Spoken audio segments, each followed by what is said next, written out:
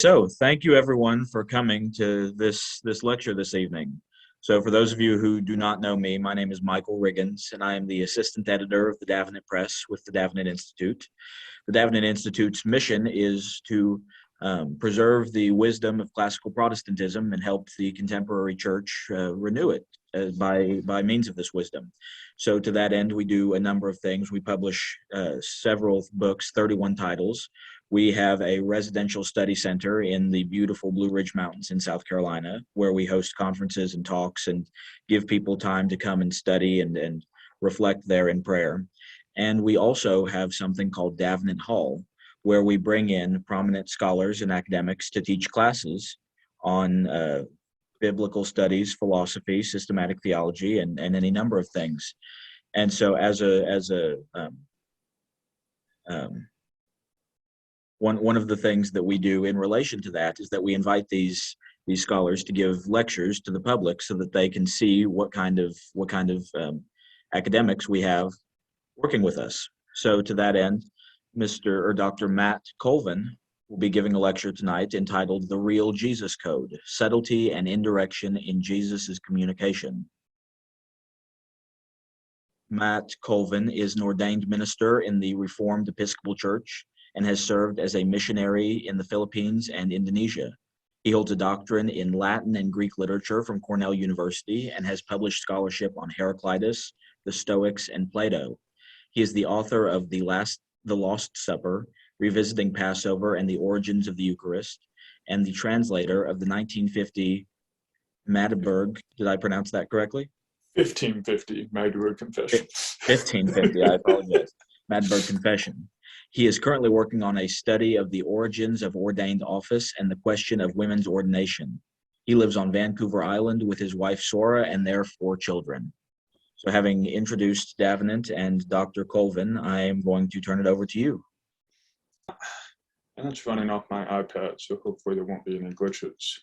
I want to credit Davenant Hall's communications director, Reese Laverty, for the title of this talk. But if you came here with your hopes up for some salacious gossip about Jesus' secret marriage to Mary Magdalene, or skullduggery about the Bogomils and the Knights Templars, or the Vatican's albino ninja assassins covering up the whole sordid affair, then you're going to be disappointed, and you should probably go read Dan Brown or watch a Tom Hanks movie instead. The aim of this talk is to bring a little more vividness to the events of Jesus' arrest in Gethsemane as it is recorded for us in the canonical Gospels. But first, we need to get some examples. Those of you who have read David Dalbe or listened to Alistair Roberts' comments on the Book of Ruth from his podcast will recall that David Dalbe posits a provocative reinterpretation of the Book of Ruth 4, verse 5. Instead of leaving everything to chance and just hoping that the rival kinsman redeemer in Ruth, on Dalbe's understanding, Boaz crafts his words in precisely the right way to cause Mr. So-and-so, the rival kinsman redeemer, to draw the wrong conclusions. He says, "What day you acquire the field from Naomi and from Ruth the Moabitess, you also acquire the wife of the dead, to raise up the name of the dead upon his inheritance." That is, Boaz is effectively saying, the field comes with this widow. It's the package deal. And so Mr. So-and-so looks at that and he says, well, quite wrongly, he says, that the widow in this case must mean Naomi, and he knows she's too old to have any more children. And so he draws the conclusion, then I cannot redeem it, lest I destroy my own inheritance. A childless wife will leave Mr. So-and-so without any heirs.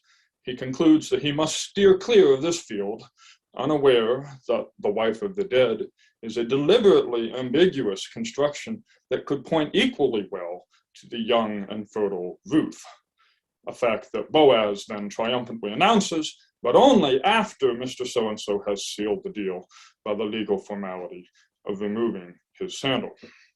Now notice what has happened here. The assumptions of a specific audience, but not perhaps of another audience, are exploited in order to lead that audience into misinterpretation. Something similar is at the root of dramatic or tragic irony.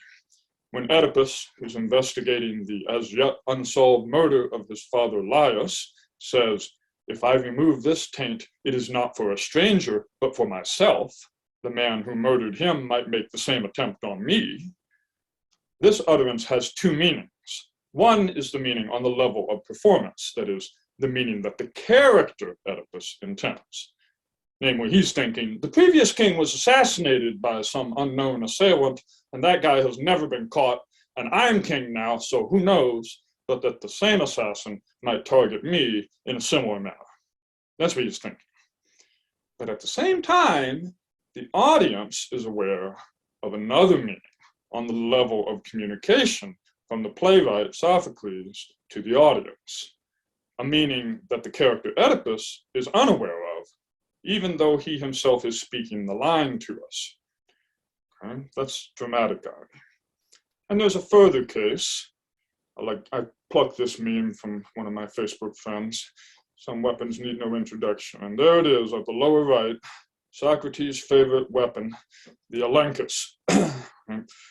He is going to trap somebody and expose their ignorance and get them to contradict themselves. And he's going to do it by the use of Socratic irony, pretending that he just wants to learn from them. And poor ignorant Socrates would like to sit at your feet, Euthyphro. Can you please teach me what the pious is?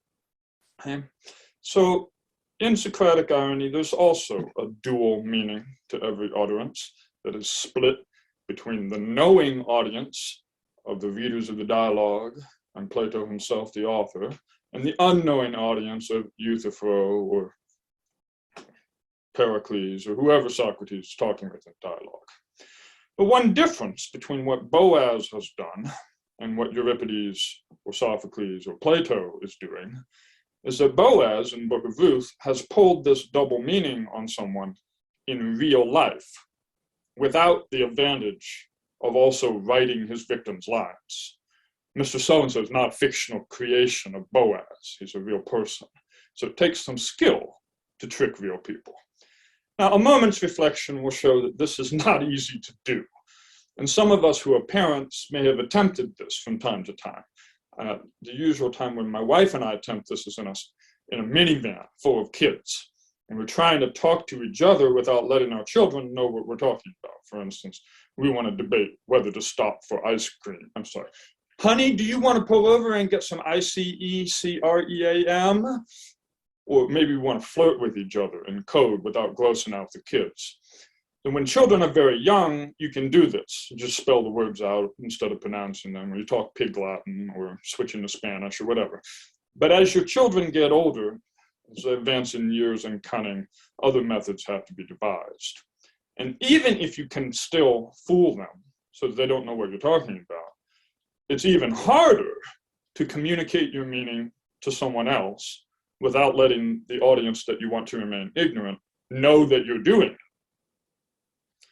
So what does this have to do with Jesus? Much in every way. More than anyone else in Scripture, more than Boaz or Solomon or Joab or Nathan or that arch trickster Jacob himself, Jesus is a master of coded communication. Again and again, he shows himself able to reveal his meaning to one audience while concealing it from another. Of course, such concealment has meant that his meaning has sometimes been concealed also from scholars. And indeed, the most famous treatment of this topic is from a leading exponent of the first quest for the historical Jesus, William Rader. In his 1901 book, Das Messias Geheimnis in den Evangelien, argues that the identification of Jesus as Israel's Messiah was never claimed by Jesus himself. It was only concocted after the fact by the later church, so that the gospel writers were under pressure to come up with some way to harmonize a bunch of traditions that they had about a non-messianic Jesus, a Jesus who wasn't the Messiah, but they had a whole bunch of traditions from their oral sources about that, and then they had to try to fit that with the later church's belief that Jesus was the Messiah. And according to Rader, the solution to this problem was the Messias Geheimnis, the messianic secret. And as Richard Hayes summarizes it, Jesus had deliberately hidden his identity as Messiah from his contemporaries, demanding that his disciples keep silence about it during his lifetime. Little problem, this is not what the Gospels record. What they show us is a Jesus who is claiming to be the Messiah, but he's doing so in a carefully controlled and subtle manner that's intended to be understood by some people and not by other people. Jesus didn't follow the advice of his brothers in John 7:4, if you do these things, show yourself to the world. Jesus didn't don a sandwich board and walk around and hand out business cards saying, hi, I'm the Messiah. Instead, he used cryptic utterances and coded actions to carefully manage the response to his messianic status. And he did this because it was necessary for his earthly ministry, and especially for the accomplishment of his sacrificial death. After all, imagine that Jesus had appeared on top of the Jerusalem temple, where Satan had tempted him before, and that he had suddenly been revealed in the blazing white glory and the voice from heaven, and Elijah and Moses as his wingmen, just the same way he was on the Mount of Transfiguration. Imagine Jesus did that, right in the middle of Jerusalem and at the temple. How do you think Passion Week would have gone then? So this problem arises at the very beginning of Jesus' ministry with the wedding at Cana in John chapter 2. There we are told Jesus is confronted with his mother telling him that they have no more wine. And his response to this is the unfortunately harsh words that you see here in John 2:4. Tia moi kai soid kunai. And high school students, don't try this at home. Don't address your mother as woman. Right? That's what Jesus is doing here. And the translations of this in our English Bibles are deplorably bad. So the ESV is pretty typical. Woman, what does this have to do with me? The NIV is worse. Woman, why do you involve me? As though Jesus were asking why he should trouble himself about a problem that isn't his. But the force of the phrase is quite different. It's a literal translation of a Hebrew idiom, mali vala. It's found several times in the Old Testament. Judges 11:13, then Jephthah sent messengers to the Ammonite king with the question, what do you have against me? The Septuagint says, Tiamoi kaisoi, that you have attacked my country. Similarly, in 1 Kings 17:18, the widow of Zarephath says to Elijah, what do you have against me? Tiamoi kaisoi, man of God. Did you come to remind me of my sin and kill my son? So in all these passages, the complaint is, what have I done to you that you are causing me trouble unjustly? Why are you trying to bring disaster on me? Did I wrong you in some way? In other words, Jesus is already, before his first miracle, concerned that his mother is asking him to take an irrevocable step that must lead to his revelation as the Messiah and inevitable conflict with the authorities of Israel. So the concern to prevent his identity from being known through his miracles continues throughout Jesus' ministry. You need only think of the numerous times when he straightly warns those whom he has healed not to make it known. We might even entertain Reda's suggestion about Jesus' words in Matthew 8:4 and Luke 5:14. When he has just healed a leper, he tells him, see that you say nothing to anyone, but go and show yourself to the priest. This command, Reda says, is capable of bearing the appearance of an effective means of diverting attention away from Jesus. For this and this alone will be the point of the demand. Jesus, that is, Mark's Jesus, Reda adds, wishes to hide himself behind the pronouncement of the priest. In other words, priests are in the habit of examining lepers and pronouncing them clean if their skin discoloration has disappeared. That's still one of the things that priests do. So Jesus is intending to sort of pass off the healing that he has just done as though it were a spontaneous recovery to be verified by the priests. Despite the fact that this trick requires the temple still standing and requires the priesthood still officiating and still examining lepers, Reda nonetheless ascribes it not to the historical Jesus in the time of the temple, but to Mark's Jesus, which of course he thinks is very late. Other than miracles, the most prominent feature of Jesus' ministry was his teaching, especially his parables. Now, parables are, as a genre, deliberately ambiguous and frequently presented to a hostile audience. They belong to the same class of literature as fables, with their origin in the discourse of slaves to masters, or other subaltern figures in need of plausible deniability when they're talking to a more powerful person. No, master, I wasn't talking about you. Please don't beat me. It's a story about a frog or a fox or a crow or a bull. Right? Parables are used in the Old Testament when indirect communication is desired. For instance, the prophet Nathan has to confront David about his adultery and murder in 2 Samuel 12, or the wise woman of Tekoa interceding with David at Joab's behest for the banished Absalom in 2 Samuel 14. Parables afford their tellers an opportunity to target their communication or to divide their audience into knowing and ignorant, knowing and unknowing audiences. That is indeed part of the purpose of parables, as Jesus himself professes in Matthew 13:13. Therefore I speak to them in parables, because seeing they do not see, and hearing they do not hear, nor do they understand. Often the Gospels record the different or disparate responses of the ignorant audience and the knowing audience to Jesus' words and symbolic actions. So, for instance, in Matthew 21, Jesus is riding into Jerusalem on a donkey, which is a obvious acting out of Zechariah 9:9, behold, your king comes to you, etc. It's a way of claiming to be Israel's coming king, and his coded action finds its mark unerringly. The multitudes that went before are a knowing audience, and their response evinces their knowledge. Hosanna to the Son of David, blessed is he that cometh in the name of the Lord, Hosanna in the highest. That's what they say. They get it. Meanwhile, the city of Jerusalem is the ignorant audience. All the city was moved, saying, who is this? The parable of the wicked vine dressers is another example, and in fact, it's the exception that proves the rule. Jesus tells it in Jerusalem during the Passion Week when he's bringing things to a climax. Matthew 21:45 notes the reaction of the hostile audience.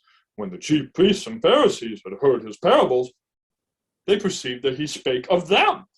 Or Mark 12:12, similarly ominous notice, and they sought to lay hold on him, but they feared the people, for they knew that he had spoken the parable against them.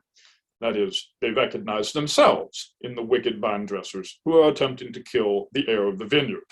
The fact that Jesus' meaning in this parable is understood both by his targets and by the people is itself noteworthy. It means that Jesus is ready to run the risk of antagonizing the chief priests and Pharisees more openly. There's no need to divide his audience into knowing and unknowing, because his hour is almost here. The techniques of Jesus' indirection are manifold. One is the title, The Son of Man. There is by now a huge literature on this phrase, not least Maurice Casey's book, The Solution to the Son of Man Problem. Suffice to say, it is an Aramaism, ba'anash, and it means literally someone, a human being. It's also a way for Jesus to talk about himself in the third person without any direct self-reference, and with the added benefit of echoing Daniel 7:13. One like the Son of Man came to the Ancient of Days. Another instance of indirection would be the non-denial response that Jesus gives to 3 titanic questions during the Passion Week. First question, are you the Christ, the Son of the Blessed One? Asked by the high priest in Matthew 26:64. Second question, you are the King of the Jews? Asked by Pilate while Jesus is on trial. And finally, a little bit earlier, is it I who am to betray you, Lord? Asked by Judas in Matthew 26:25. And to all of these questions, Jesus' answer is amarta, su epos. You have said it. Now, this gets frequently misunderstood. Some people translate it. In fact, you can find Bibles where it's translated, you have said correctly. In other words, that it's simply a way for Jesus to say, yes, bingo, you got it right. That's not what it means. David Delbert illuminates the meaning of the phrase by a story from the Tosefta, Baba Kama Kalim 1:6, which records a dispute among the rabbis over whether a certain entrance to the temple had required a washing of hands and feet. After the war with Rome, Rabbi Simon the Modest, in the presence of Rabbi Eliezer ben Hyrcanus, professed that he used to enter that particular gate of the temple without washing first. Whereupon Eliezer, a giant in learning and piety, yet rudely domineering, asked him which was more esteemed, he or the high priest. Simon kept silent. Eliezer, you are ashamed to admit that the high priest's dog was more esteemed than you. Simon, Rabbi, you have said it. Eliezer, by the temple service, they would break even the high priest's head with their clubs were he to enter unwashed. What would you do that the guard might not find you? It's evident here that you have said it does not amount to a mere yes. It's more like, I'm not going to argue with you, but it came out of your mouth, not mine. With these things in mind, then, these various methods of indirection, let us now turn to the scene that the advertisement for this talk probably led you to expect, with its painting of the Last Supper after Leonardo da Vinci, namely the interactions between Jesus and Judas on the night of his arrest. It is Judas to whom Jesus directs one of his "you have said it" replies when Judas asks, "Is it I, Lord?" And actually, that's not a quite accurate translation, for Judas's question in Matthew's gospel is, "Me ti ego e me, Rabbi?" Where me ti expects a no answer, right? Surely not I, num, in Latin. Consider then how Jesus's "you have said it" reply must be construed. It's not equivalent to, "Bingo, Judas, you're going to betray me." With his second person verb of saying, Jesus is casting the responsibility on Judas himself. The other Gospels' accounts of this moment are not easy to harmonize, but it's not impossible either. The likely solution is to say that they represent the reports of different witnesses about the same events. Mark's Gospel omits the dialogue with Judas specifically. Luke reports only a general debate among the disciples. They began to debate among themselves or with each other about who it was going to betray him. It's John's gospel that gives us the most interesting account from Jesus's innermost ring. And it's that account that I would like to examine now. Remember the audience. Pace Leonardo, it's not just the 12. There's a larger group gathered, and indeed they have been sent ahead to prepare the upper room for the Passover, since Mark 14, 16, and 17 says that his disciples went forth and came into the city and found as he had said unto them, and they made ready the Passover. And in the evening he cometh with the 12.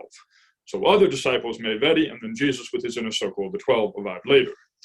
And again, Jesus' answer to the initial question of who would betray him only makes sense against the background of a larger group. He says, "It is one of the 12 that dippeth with me in the dish," Mark 14:20. So not any of the larger group that's not sharing the dish with him. It assumes that there's two different sections of the people celebrating the Passover in the upper room. We have, again, a differentiated audience for what Jesus is about to do, and he restricts his meaning to the narrowest circle possible. Just Simon Peter and the disciple whom Jesus loved, traditionally John. At any rate, Jesus' reply is quite clever. He designates an action that he will perform to mark out the betrayer. But it is an action that first is unknown to the rest of the audience, and second is fully significant only against the background of Israel's scriptures. First, in the previous chapter, John 13, Jesus has already quoted Psalm 41:9. Here's the larger context of that line, just in case there might be some Richard Hayes-style metalepsis at work. "All who hate me whisper together against me. Against me they devise my hurt. An evil disease, they say, clings to him, and now that he lies down, he will rise up no more. Even my own familiar friend, in whom I trusted, who ate my bread, has lifted up his heel against me." So we have already been told that Jesus is thinking about his betrayal in terms of this psalm. Accordingly, when he's asked to identify his betrayer, that is, his enemy, he does it by setting up a symbolic piece of bread, known only to Peter and perhaps the beloved disciple. This symbol has multiple resonances.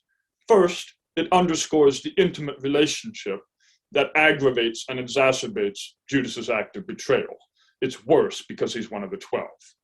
Second, it allows Jesus to speak to Peter indirectly, and thus in such a way that he's not understood either by Judas or by the rest of the ignorant audience. And this, in turn, should very likely be connected with another piece of bread that Jesus uses at the same meal, namely the bread of which he says, "This is my body," or even in Aramaic, "This is me." It's not my purpose tonight to talk about that piece of bread, but I have written a little book about it, arguing that it is another piece of indirect communication, namely a self-identification by Jesus, telling those who understand it in terms of pre-existing Passover symbolism that he is Israel's Messiah. In other words, everybody knew that this bread already represented the Messiah. For Jesus to say, "This is my body," is to say, I'm the Messiah. At any rate, here, I only note that such an interpretation is given additional plausibility by Jesus' use of a very similar piece of coded food to identify his betrayer. There is a third nuance. Proverbs 25:21 says, "If your enemy is hungry, feed him, trefe auton. If he's thirsty, give him a drink." So far, so good. That is the reading of Codex Alexandrinus and Codex Vaticanus. Codex Alexandrinus and Codex Synapticus. And so here's Psalm 41, that Jesus has already quoted in the previous chapter. And then Proverbs 25:21. Okay, so we look at it here. This is from the Vals Hanhart Septuagint. And we got this verb trefe. If your enemy, your ekthros, is hungry, then trefe auton, an imperative. Okay. But in Codex Vaticanus, down here in the apparatus, we find a different verb. Psomitse auton. Give him a morsel.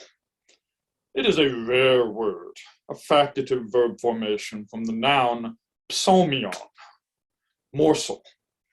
That is the word that the fourth gospel uses in Jesus' explanation of the symbolism. It is the one for whom I will dip the psomion and give it to him. Thus, Jesus is again using Old Testament imagery to cryptically identify Judas as his enemy, the one to whom he gives morsels. And in one of the most horrifying moments of biblical narrative, we are told that after the morsel, Satan then entered into him. Incidentally, by the way, this textual note that you see in the apparatus of the Septuagint must be considered mistaken, because it says right afterwards, X out of Romans 12:20, which is their way of saying that the scribes of Codex Vaticanus changed the wording from trefe to psomitse in order to match the quotation of this verse in Romans, which uses psomitse, give him a morsel.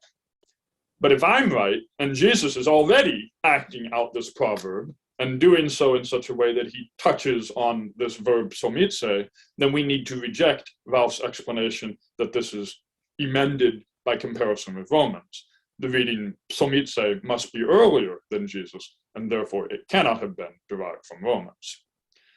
This entire scene in which Jesus is acting out a verse from Proverbs is of a piece with the rest of Jesus' self-understanding and the way he uses the Bible in his own actions. This is the Messiah, after all, who rode into Jerusalem on a donkey in an unmistakable charade of Zechariah 9, whose cry of dereliction on the cross, my God, why have you forsaken me?" is an acting out of Psalm 22. This is the Messiah who took Isaiah 61 and Isaiah 58 as his agenda and read them out as his inaugural sermon in the synagogue of Nazareth and said, "They're fulfilled in your hearing." No, it will not do to suppose that every instance of Jesus taking the Old Testament as his script is evidence of fabrication and Vaticinia exterentu by the later church. I'm reminded of critical scholars who mark the Song of Jonah from the belly of the fish, which is made up of a whole bunch of verses from the Psalms, and they grab it and they say, a later addition, something added afterwards to the surrounding prose narrative, as though there were anything implausible about an Israelite prophet knowing the Psalms and praying to God with all the verses he could think about that concerned drowning in the sea. That's what Jonah has done. Similarly, we must come to grips with just how deeply saturated Jesus' mind was with Israel's scriptures.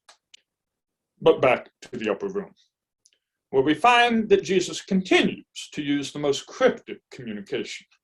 John 13:27 has his next words addressed to Judas, ho poies on takion.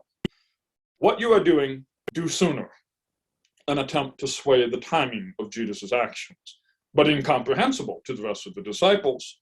They're the ignorant audience, except perhaps Peter and the beloved disciple. And indeed, the text notes their misunderstanding. It records it for us. No one of those reclining knew with regard to what he said this to him.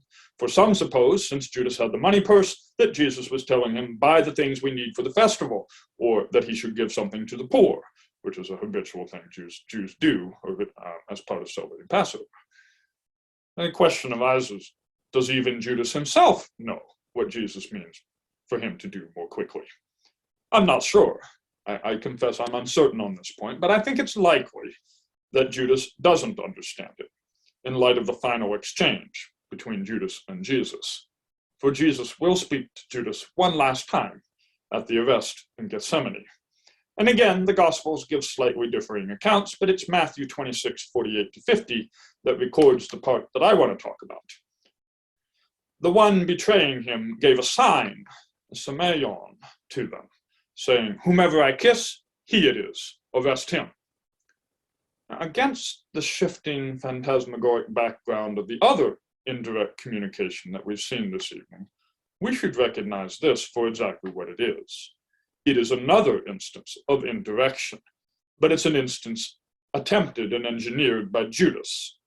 We are told that immediately coming forward, he said to Jesus, greetings, Rabbi, and he kataphilesin him, planted a kiss on him, might be the best rendering. Strack Bellerbeck then, by the way, I'm putting a plug for Strack Bellerbeck. It's just come out in English translation, the third volume first. The other two, I guess the next one will be out in the next couple months, and then the first volume, the big one everyone wants on Matthew's Gospel, will come out sometime in 2022. So first time in English this year and next. Pick it up. It's got a lot of good material in it. Anyway, Strack Bellerbeck helpfully point out several instances where kisses are used as a polite and respectful greeting from one rabbi to another, or from a rabbi's pupil to the rabbi, or from a rabbi to the pupil. In other words, this is not an unusual or outlandish thing for Judas to be doing. In fact, it's probable that Judas hopes it will pass unnoticed. It's an attempt to do what Jesus has done so often. Judas wants to communicate to his co-conspirators and the armed band that he showed up in Gethsemane with, without letting Jesus or the other disciples know what he's doing. He wants the armed band from the chief priests to be the knowing audience, and he wants Jesus to be the unknowing audience. But it doesn't work, because Jesus knows exactly what he's doing. And there follows a phrase that has puzzled scholars. So he kissed him, kataphilesin, and then Jesus said to him, here's the phrase, hetare ephopare. But Jesus said to him, and notice my rendering, but Jesus said. I grabbed that day and I want it to mean but. And it's true that it might be a mere and, but I hope to give you reasons to think that the contrastive but is the right rendering. First, there's the address of Judas as hetairos. Hetare. Friend is too strong for this word. Maybe the Australian mate, or the communist comrade, or the word hey buddy captures it better. The word has a long history in Greek literature. It's the word that Odysseus uses for all his sailors who get eaten by Cyclops and Lystragonians and Scylla. It's Plato and Xenophon's word for Socrates' philosophical circle of young men that love to hang out with him and hear him embarrass people. Against this background, Jesus' use of hetaive is an implicit rebuke of Judas for acting in violation of an existing relationship of loyalty and comradeship. But in Matthew's Gospel, hetaive also appears in chapter 22:12. When that's Jesus' parable about the man without a wedding garment. And the king in that parable, after he addresses that man as hetaive, how did you get in here without a wedding garment? He follows that up with bind his hands and feet and throw him into the outer darkness. We're reminded of Judas. Immediately he went out, and it was night. There remains the vexed grammar of the rest of Jesus' utterance, ho pare. And here your English Bibles once again have failed you. I'm not going to rehearse them all, but the most common renderings are the King James versions, friend, wherefore art thou come, or the NIV's, do what you came for. They're both wrong. NASB goes with the NIV, do what you come for. ESV, do what you came to do. Others have, why are you here? All of this is a mistake. First, there can be no interrogative force. Jesus is not asking Judas a question. If we look at the Greek, this pronoun here, ho, is from the relative pronoun, hos, he, ho. It is not an interrogative. You cannot use it to ask a question. It means that for which you are here, not for what are you here. Second, the imperative rendering do this is also unwarranted, for there is no command. There's no verb at all. Right? The thing for which you are here, no verb. Jesus is saying that for which you are here, much as we might say to the point without a verb. No need for false speeches addressing me as rabbi or coded kisses to avoid looking like you're betraying me. You are here to betray me, and you've done it. Don't dress it up. Don't put extra spices. Don't put any frills. Don't put any distractions. Not only is this a more literal and true to the Greek rendering, it's also easier to harmonize with the words that Jesus says to Judas in Luke's gospel. With a kiss, you are betraying the Son of Man, an utterance that pierces through the veiled symbolism and exposes the ugliness behind it. Jesus is letting Judas know that his attempt to dissemble his meaning from Jesus has not succeeded. And indeed, he's only doing what Jesus has already planned and intended that he should do. We are now in a position to see the error of the liberal Roman Catholic scholar John P. Meyer's approach to the story of Jesus' betrayal by Judas. For Meyer, Old Testament texts like Psalm 41 or Proverbs 25, with its talk about the morsel, have been applied to the story after the fact by the most tenuous of connections. He writes, most of the scripture texts cited apply to Judas only by a broad stretch of the imagination. We have here a prime example of the application of the criterion of embarrassment. An embarrassed church was evidently struggling with the scandalous fact of the betrayal, a fact that was too well known to deny, and it did the best it could to find some Old Testament text that could qualify as prophecies of the tragedy. None of the texts taken by itself could have given rise to the idea of the betrayal of Jesus by one of the 12. On the contrary, I think we see a strikingly vivid realism and historical veracity to Jesus' utterances and actions toward Judas, and especially his use of the Old Testament. It is not merely that he quotes them as adornment, but he acts them out and uses them as material for his subtle communication. The nuances that we've discussed tonight bear on their face the unmistakable mark of Jesus' personality. They are the words and actions of a man completely in control of the events of the Passion Week, not least in control of who understands what and when. It had to be so. If they had known, they would not have crucified the Lord of glory. There is one more piece of indirect communication in Gethsemane that is worth mentioning here, but it's not by Jesus or Judas. It comes from Simon Peter when he cuts off the ear of Malchus, the high priest's servant. There's Giotto's rendering of that from the Arena Chapel. You see Peter leaning over with his knife.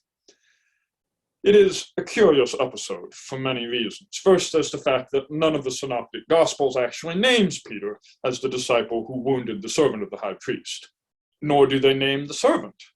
It's only John's Gospel that gives us both these names. The servant is Malchus, Mr. King, John 18:10, and Peter is now named explicitly as the perpetrator. Why this difference? Richard Bauckham helpfully points out that in the Synoptic Gospels, Malchus is simply referred to as the servant of the high priest, the servant with the definite article.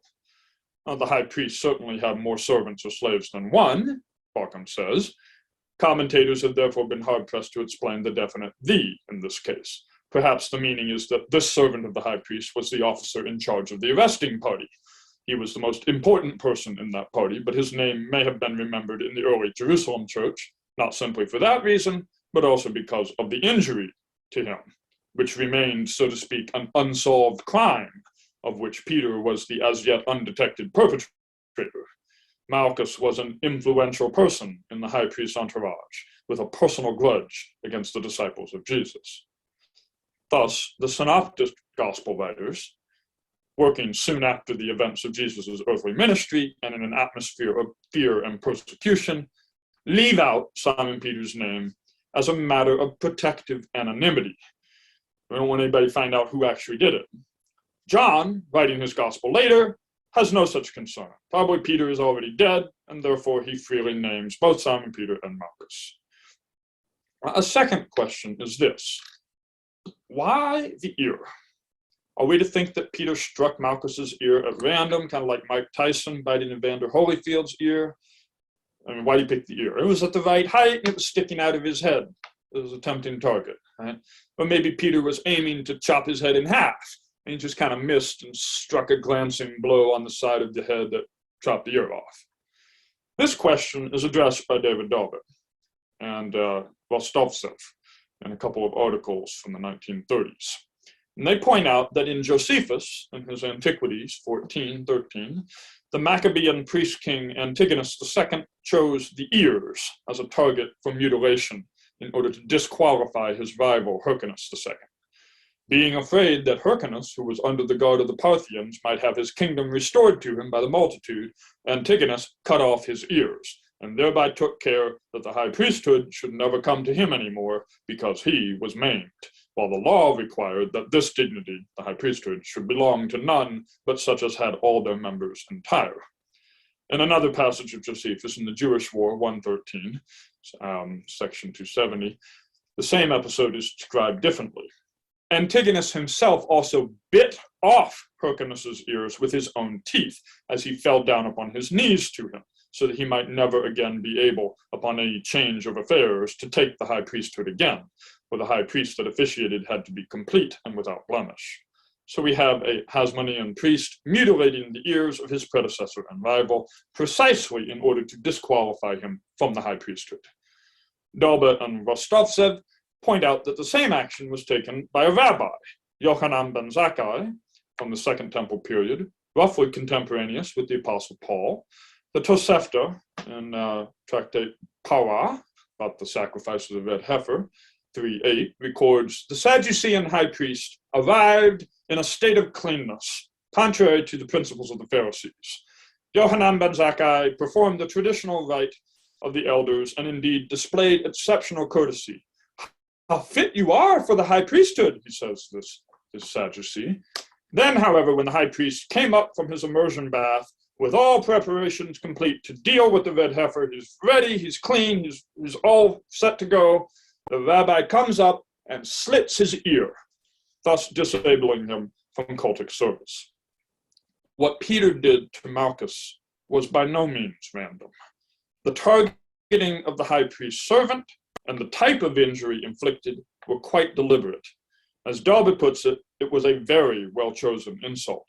The wound was of a type which, had it been inflicted on the servant's master, would have forced him from office, and there can have been nobody who did not understand. This observation leads to a further detail. As Rostovtsev notes, there is variation among the words used by the four Gospels for the wounded body part of Malchus. Luke calls it tous, the plain vanilla word for ear, but Matthew's Gospel calls it to'otion, with a diminutive, and Mark and John use to'otarion, another diminutive. They may simply mean ear in Hellenistic Greek, but some scholars have seen them as words for the earlobe specifically. That is, the part of the ear that would have been pierced with an awl for the ritual of keeping a slave for life in Exodus 21:6. It was not then a random slashing, but the targeting of a very small but ritually significant body part, clearly communicating intended insult to the high priest himself. And it is of a piece with some of Peter's other mistakes. Lord, this will never happen to you, and let us make 3 tabernacles, one for you, one for Moses, one for Elijah. He didn't know what he was talking about. Peter has, as yet, no clear understanding of what Jesus is about to do. An armed resistance to Jesus' arrest, coupled with insults to the high priest, well, such a brash and blatant threat is not part of Jesus' agenda. He promptly puts a stop to it by healing the ear, telling Peter to put the sword away. There will be a confrontation between Jesus and the high priest, but it will not be with swords, and it won't be in the garden. In conclusion, I hope you see now how Jesus is in total control of his communication during the Passion Week, how the Old Testament is not just window dressing applied to his words as ex post facto typology, but is woven into his communication, and how the unfolding of events is orchestrated by Jesus' revealing and concealing his meaning from Judas and his disciples. Thank you. So, Mr. Wiggins, what is the procedure now? Thank you for that lecture. That was wonderful. I think that everybody enjoyed that.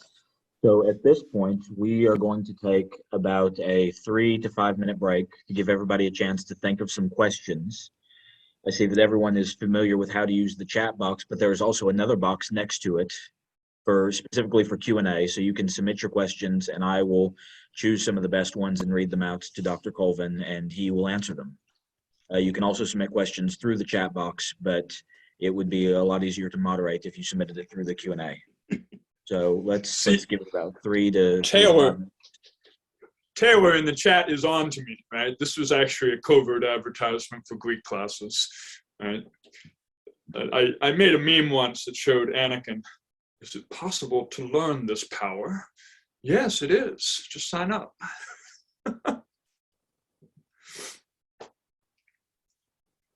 Yeah, I did, Abigail. Thank you.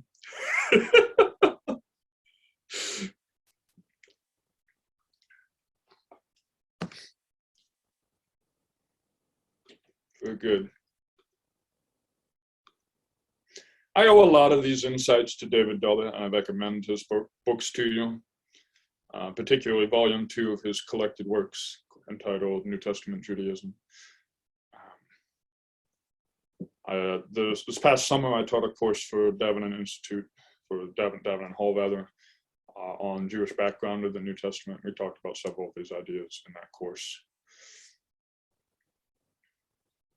Hoping to teach it again in a year or two. Won't take much, Caleb. Let's have some questions. Give it a couple more minutes for everybody to submit their questions.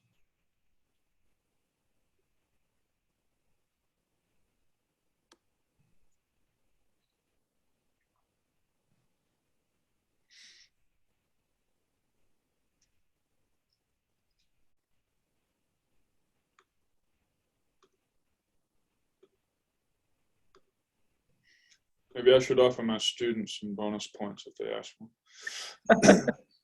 Bribe them. Seriously.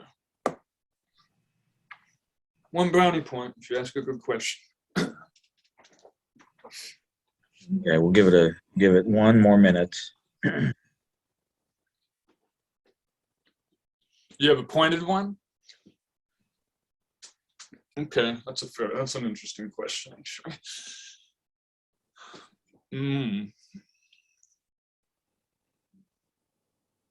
Let's see. So someone asks, how accurate are our current translations of the Bible? Yeah. So in early, Second Temple and later Judaism, we have targums, right? So translations of the Hebrew Bible into Aramaic for the use of congregations that don't speak Hebrew, don't understand Hebrew. That's sacred language, but we've got to turn it into a language understanded of the people, as the 39 Articles put it. Well, you need to understand that your English Bible is a targum.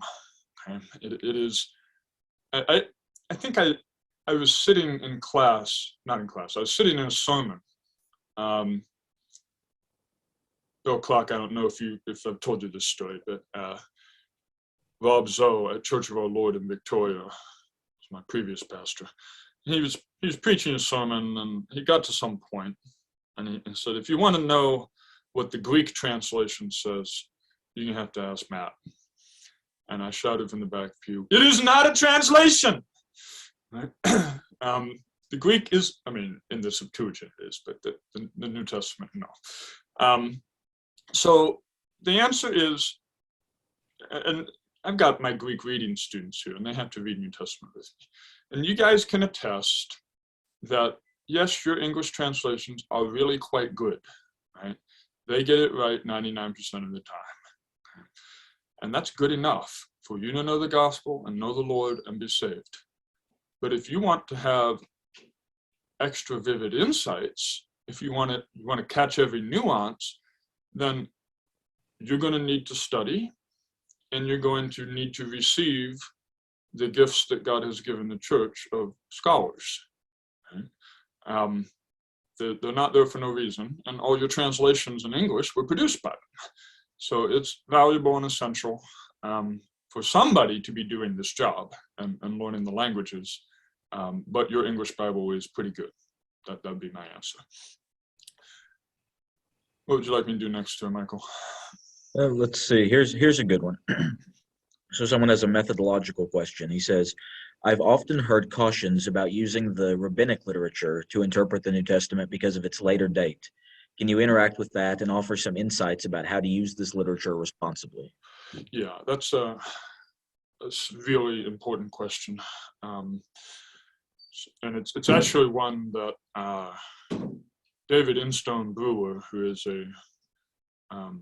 an expert in Jewish background in the New Testament and in Rabbinic literature, I think he teaches at Tyndale House in the UK. He has added a special preface to the English translation of Strack-Billerbeck, warning about chronological mistakes. So the answer is no, we can't just blithely back project everything the rabbis say from the Talmud, Jerusalem Talmud from 450 and Babylonian Talmud from 550 or later, or even from the Mishnah in 215, 250 AD. We can't just blithely grab traditions and practices that the Jews have from those documents and assume that they're at work in the New Testament. What we can do is when we see something puzzling in the New Testament, Jews behaving in ways that we don't understand, it might well be worth looking at the Talmud or the Mishnah or the Targums or other rabbinic literature and seeing if there's any traditions that maybe were preserved for a couple hundred years. And some of my students have done work on this. Abigail, for instance, gave a talk for my Greek class about Jewish rules about Jews not using vessels together with Samaritans, right? Because Samaritans are unclean. Well, that's a ruling that we know the Jews passed. The Sanhedrin, shortly before the Jewish War, declared all Samaritans to be unclean with the uncleanness of menstruation because they'd never been properly purified. Well, we only know about that from rabbinic literature and later. Right? But it's pretty obviously also at work in John chapter 4, because the woman says, or maybe it's John, it's unclear where the narrator starts talking, but you have nothing to draw with and the well is deep. Jews don't use vessels together with Samaritans. Why not? Because of this cleanness business. So that's an instance where there's something illuminating to be gained from rabbinic sources. For my own part, I think that the pendulum is swinging back toward use of rabbinic sources. I think there are valuable insights to be had. Yes, we need to be careful about chronology, but there's little excuse for Christians being lazy about it anymore. I think that there have been, I've encountered pastors who say, no, don't look at the rabbinic sources. That's precisely the sort of wicked, Pharisaism that Jesus was opposed to. Well, that's not fair. The rabbis preserve cultural usages, cultural norms, figures of speech, idioms, ways of expression, rituals, all kinds of things that is also at work in the New Testament. These are sister religions that split off from biblical Judaism. So there's value to be had. Does that answer? I'm curious, whoever asked that question, if you want to press me any more about it, you'd be welcome to. If not, next. That's a really interesting line of inquiry, and if another question is submitted, I'd put that to the front. In the meantime, someone else asks, are there any significant parts of the New Testament where followers of Jesus utilized his methods and used some covert code language, or was that not widely used, if at all, because they were explicitly stating that Jesus was the Messiah after his ascension? Yeah, it isn't a hidden thing anymore, is it? That's a great question, and I'll admit I haven't thought a lot about it. The first candidate that springs to my mind is the Apostle Paul, and I'm actually teaching a course for Davenant Hall right now on Luke and Acts, and one of the coming weeks we're going to be discussing the speeches that Paul makes. And one of the things that we've seen in our research for that course is that Paul is actually extremely careful about what he says. For instance, on the Areopagus in Athens, Paul seems to be, there's just like a surface level understanding of that speech that says, oh, Paul, he's just appealing to Stoic principles, and he's quoting Stoic writers, so he clearly thinks that the Stoics are right as far as they go, and now he's going to tell you the missing pieces of that puzzle, and the unknown God that you've been worshiping this whole time. So, Stoicism is compatible with Christianity as far as it goes. Well, no, actually, if you read Paul's speech carefully, and here I commend everybody to read C. Kevin Rowe's World Upside Down, which contains a fabulous analysis of Acts 17. If you read it carefully with Rowe, you'll find that it's as though Paul is really hedging his bets a little bit. He's choosing his words super carefully because he knows that he would eventually need to sit down with anybody who's persuaded by his speech and explain to them the differences between Stoic panentheism and the divine omnipresence of Yahweh, between Stoic cyclical history and reincarnation versus Jewish and Christian doctrine of resurrection. That all kinds of points, Paul has carefully walked this tightrope, a nice edge between pleasing and tickling the ears of the Stoic hearers on the Areopagus, and then on the other hand, holding fast to the deeply Jewish and deeply controversial world picture that he's actually himself believing, namely that God has set a day when he's going to judge the world with justice by the man he has appointed, and he's given the proof of this to all men by raising him from the dead. Well, that's not something that fits in Stoicism. But it's a really good question. It's one I'd like to think more about. Thanks for asking it. Can I look at the chat here? Tanya McDaniel has a question about other indirect communication. Yeah, I didn't cover the half of it in tonight's talk. Certainly the fig tree, that's coded communication, and no one would miss it. There are others as well that are, for instance, N.T. Wright suggests that if you have faith like a mustard seed, you can say to this mountain, be uprooted and cast into the sea.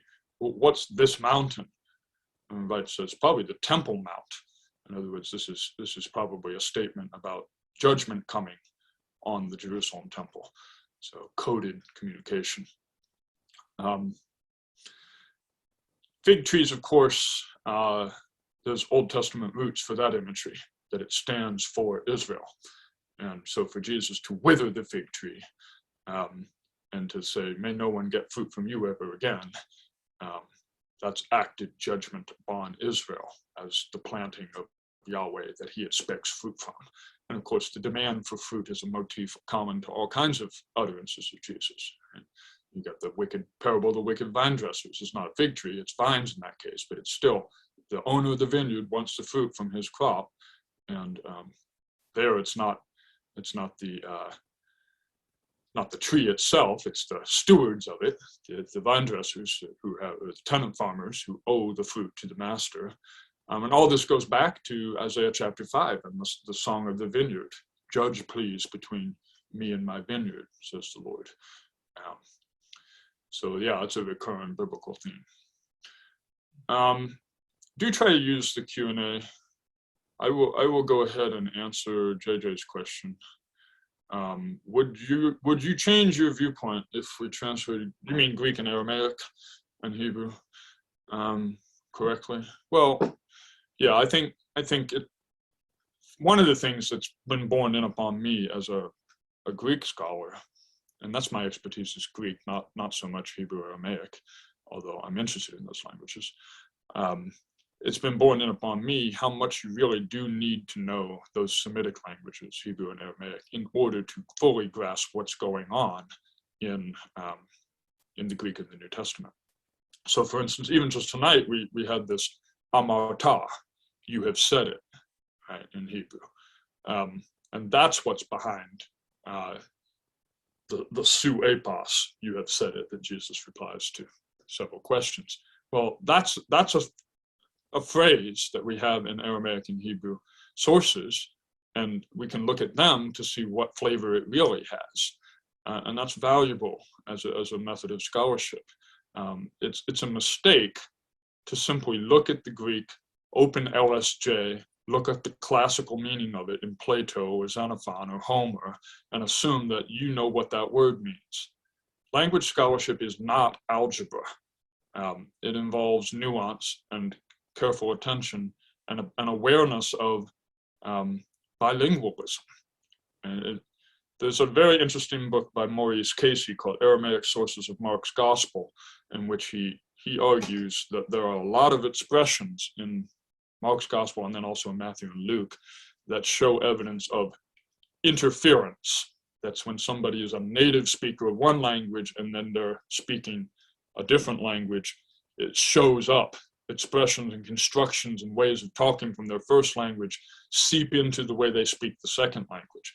And Casey shows that happens in the Greek of the New Testament as well. Probably not least because, yeah, that's right, Bill Clark. Probably not least because the New Testament Gospels are the product of eyewitness testimony from native Aramaic and Hebrew speakers. So, of course, their Greek is going to sound a little funny. What would you like me to answer next? Let's see. So somebody wants to know if this Jesus's method of speaking, indirectly speaking in code, if that originates with him, or if there are significant instances of it in the Old Testament. Or, I mean, Jesus quotes Isaiah. Therefore I speak to them in parables, that seeing they may not see and hearing they may not understand. Well, that's a line that came straight out of Yahweh's mouth. Right? That's Israel's God talking. So for Jesus to be running around doing this is to be doing another typically Yahweh way of talking. And I think you could argue that, yes, that is the case. I think, for instance, there's been scholarship done on the meanings of the plagues that Yahweh has Moses do in Egypt, that they are all highly targeted, coded messages aimed at the gods of the Egyptian pantheon to show that they don't have power over crops or over the weather or over the Nile and so forth. That's coded, very pointed communication in the Old Testament from Israel's God to an Egyptian public. I'd like to think about it more, Wyatt. It's a great question. It begs to have a book written about it. But yeah, my initial answer is yeah, absolutely. And I would add that I think a lot of Christians are kind of allergic because they're dealing with, Salmon's head of Christ and precious moments and VeggieTales and sort of pop evangelical Christianity, that they assume, well, Jesus would never deceive anybody. That's lying. And the Ten Commandments say, don't lie. Well, Jesus just said, I'm not going up to the feast. And then after his brothers went up, he went up too, secretly. That's not what the Ten Commandments is about. Right? The Ten Commandments says, you shall not bear false witness against your neighbor. He's not bearing false witness against anybody. But in deceiving, like I opened this talk with the example of Boaz. And when I first discovered that reading of the book of Ruth, it totally shifted what kind of a story it was. Everybody assumes that it's just a romance novel. It's not. It's almost like a legal thriller. There's this special trick that Boaz uses to hoodwink Mr. So-and-so, who we don't even know his name because he's been obliterated from history because he didn't become the father of the line of the Messiah like Boaz did. But he's held up. Boaz is a crafty fellow.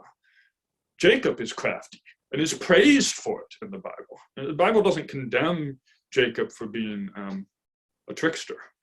I think that's another misreading. And people say, "Oh, Jacob had to run away from his home and from his brother because he'd been a liar and a trick, a cheat." And don't be like Jacob. Well, that's not a biblical attitude. Ultimately, Jesus is the greatest trickster. The principalities and powers, the rulers and authorities, the joke was on them. They got hoodwinked and fooled and crucified.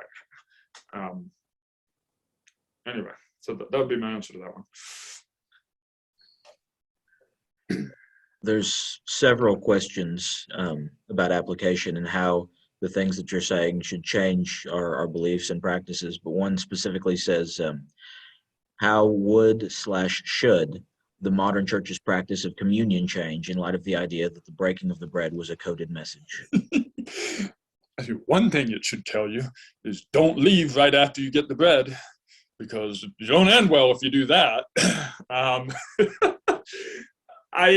For this answer, I mean, there's a lot more recommendations that I would make, and the last chapter of my book entitled "The Lost Supper" is devoted to some of those. So, in a nutshell, I think you should use real bread, no styrofoam wafers. Right? Jesus doesn't say, "My body is styrofoam indeed." Right? You should use real wine, not Welch's grape juice, because that's a feature, not a bug. The unleavened and leavened issue, I'm a little looser about that, because unleavened bread would probably only have been had around Passover time, and we know from the gospel, from the book of Acts, that the supper continues to be practiced probably more than weekly the rest of the year round. So that's there are other things. I mean, James Jordan has argued the supper ought to be had seated, after the pattern of Jesus' feeding the 4,000 and 5,000, he commands them explicitly to sit down. I'm not so insistent on that. I want to humbly submit to other authorities, and my Anglican usage is kneeling at a veil. Sourdough, oh dear. Yeah, that would be very much not unleavened, right? Yeah, I'm not picky about it, Luke. I don't think that you're going to be cheated of Jesus, right? It's not gonna show up, "Oh no, it's wafers, so I guess we're out of luck." No, it's a matter of what's better symbolism and worse symbolism, not does it work or not. Okay, but I commend that chapter of my book to you if you're interested in that question. Message me afterwards. My email is colvinism@gmail.com, like Calvinism but with an O. I'd be happy to talk further with you about that question. Next. Someone wants to know whether or not, so we get these sort of persistent translational errors that are almost traditional, like the "what you've come to do" in Jesus's speaking to Judas in the garden. Somebody wants to know if there was any account given of why it was translated incorrectly. Like, was there a certain logic behind it that caused them to choose that over something else? Yeah. Have you seen? So it's a couple things. First, some of these utterances are deliberately cryptic. Second, some of these utterances are Semitic idioms, and not that obvious to people whose expertise is Greek. And third, you ever seen that Mr. Bean skit where he's cheating on the math test and looking at the other guy's paper? Right? That happens with Bible translations quite frequently. Right? And some of them are quite upfront about it. The New King James, when it has a choice, will opt to follow the Old King James and just update its language. So yeah, Bible translations are incestuous. They know what each other have done, and they don't approach it with a blank slate. Yeah. Is that answering all of that question, or is there more to it? I think that they're asking about, maybe that instance specifically, but I think that the answer that you've given broadly applies. Okay, yeah, that would be my answer, I think. Let's see. Someone wants to know how long all of this research took. A while. Yeah, pretty much on my spare time for the last 2 or 3 weeks, and it's not the fruit of just those 2 or 3 weeks. It's reading a lot of scholarship over the last 20 years, and storing away my most favorite chestnuts to bring out and weave together. So those of you who've had me for classes, you've probably heard some of the things we talked about tonight, right? So I hope part of the goal here was to put a lot of those tidbits together into a larger pattern, right? So this is something Jesus does a lot. It's part of his technique. Now, you heard your story 3 times. Yeah. This is my hobby. That's what I like to do. Some people watch Monster Truck Rallies. I read biblical scholarship. A very good hobby to have. Someone says, how did the beloved disciple and Peter specifically know the bread sign? Well, Jesus told them, right? It's the one I'm going to give this psalmion to, right? So he set it up in advance, just the way Judas set up the kiss in advance. The one I kissed, he's the one resting.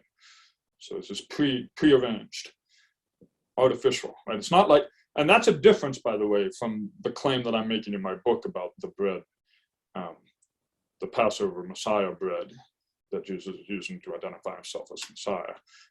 I'm claiming in the book that was probably pre-existing, not something that he had to set up artificially.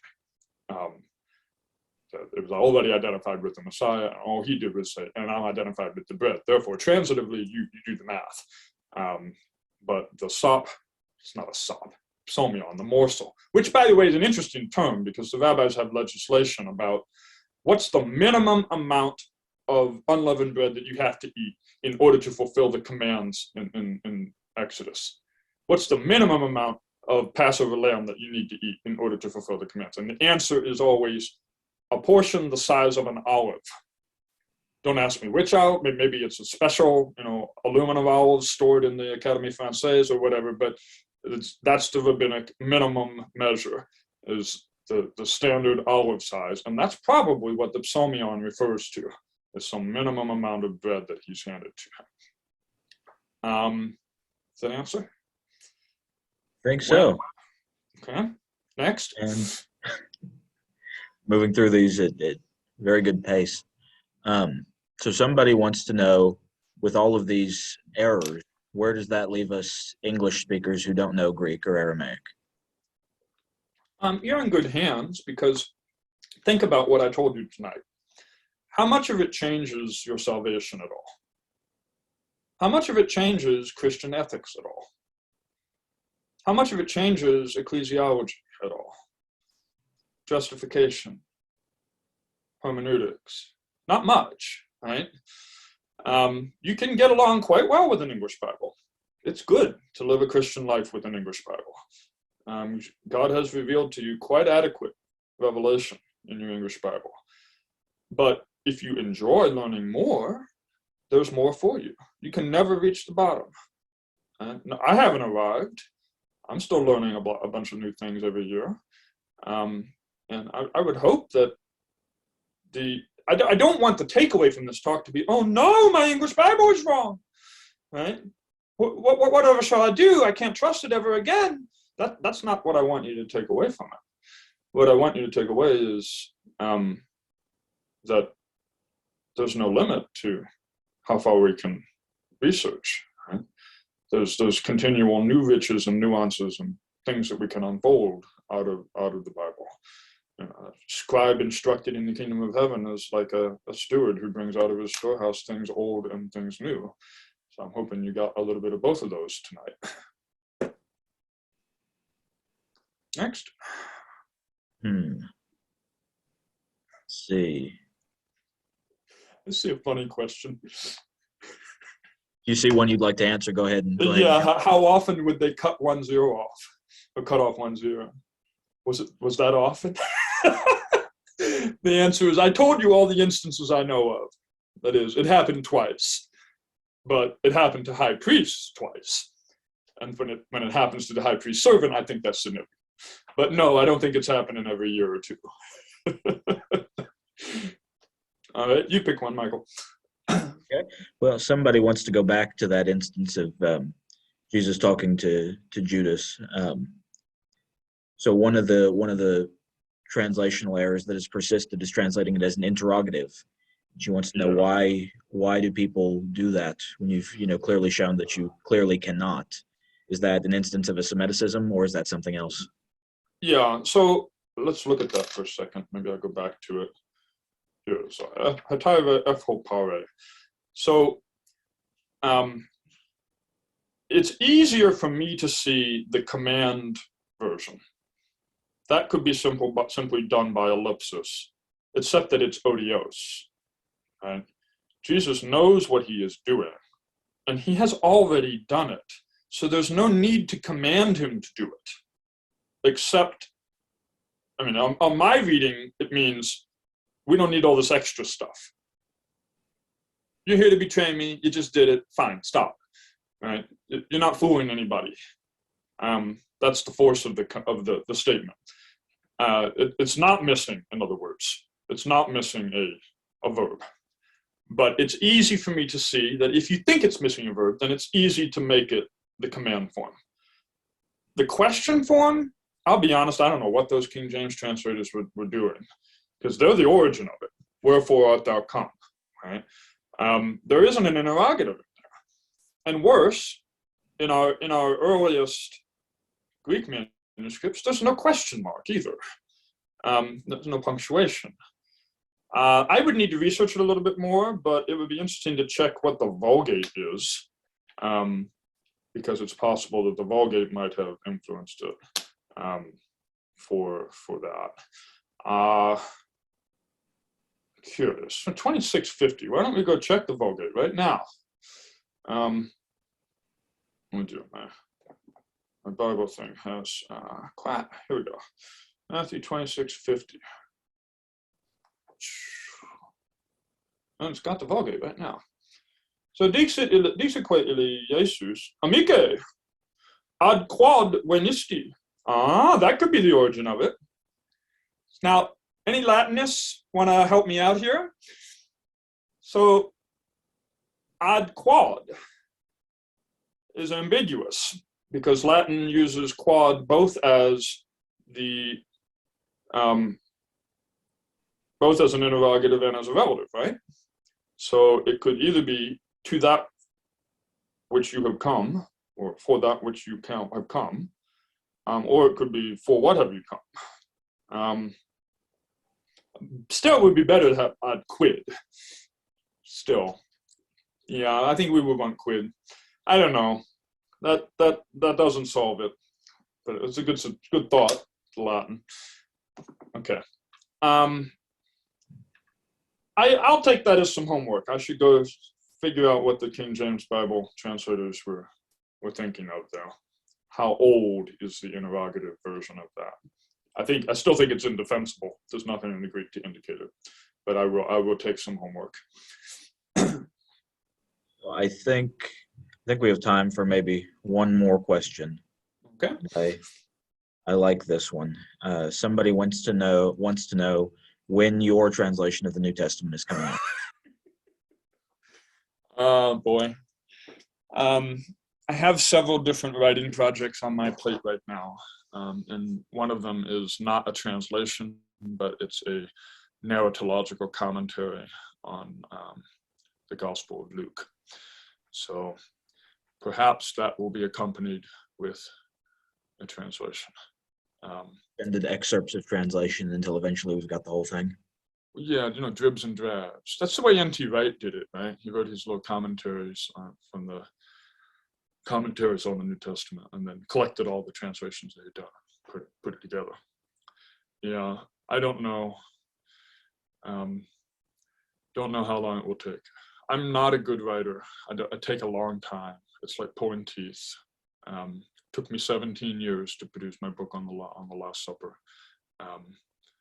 Yeah, and then this one on ordination is pressing. I need to get it out. I'm probably going to try to do it this coming year, 2022. Thank you so much, Michael. Really enjoyed it. I'm glad I can bring my students to it. Yeah, thank you for coming. I think that everybody's really enjoyed it. So those of you who have been Dr. Colvin's students and want to be again, or those of you who never have and would like to for the first time, Dr. Colvin is teaching 2 courses with Davenant Hall in the upcoming terms. So he's got one in this upcoming. I need to clarify that, and I'm sorry that they didn't notify you, but my wife has some health problems that she's facing, and I'm going to be needing to take this next term off. However, I'm hopeful that I'll be back for the summer term. Okay, so right. I apologize for that. I apologize for that. So in that case, I encourage everyone to subscribe to the Davenant Institute's mailing list for future updates about when Dr. Colvin will be teaching courses, without making any firm pronouncements. So we can hear from Dr. Colvin whenever his schedule allows him to teach, and we are praying for a speedy recovery and time in the future. So with that in mind, thank you, Dr. Colvin, and thank you to everyone who joined us this evening. This lecture will be available on YouTube and on all podcasting platforms for people to listen to after the fact. So thank you very much, and have a wonderful evening.